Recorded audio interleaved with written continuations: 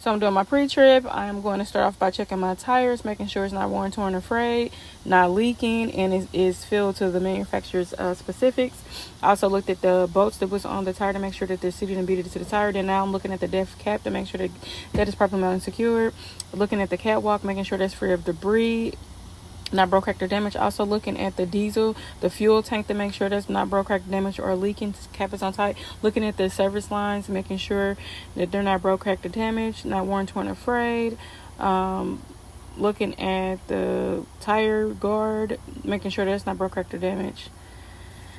Now we're going to do the same thing we did to the front tires to the tires that are in the back.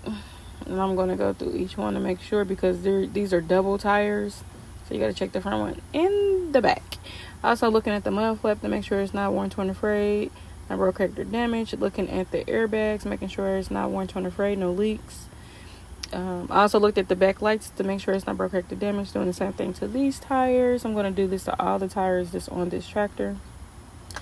I'm making sure that the chains are properly mounted, not broke, cracked, or damaged. Doing the same thing to this tire. Looking at the steps to make sure it's free of debris.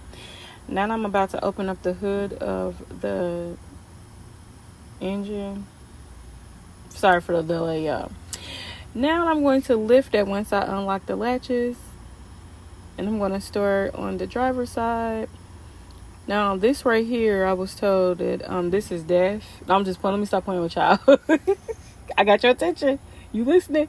All right, so I'm looking at the power steering fluid to make sure it's filled to the proper level. Now I'm about to check the oil to make sure that there is some oil inside of the, and it's the dip filler stick.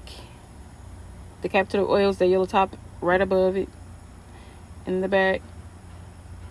Now I'm looking at the washer fluid, looking at the now what I was told, it was called an alternator, but somebody else said that's part of the AC compressor. Every engine is different, so I was just going off of what I learned at school.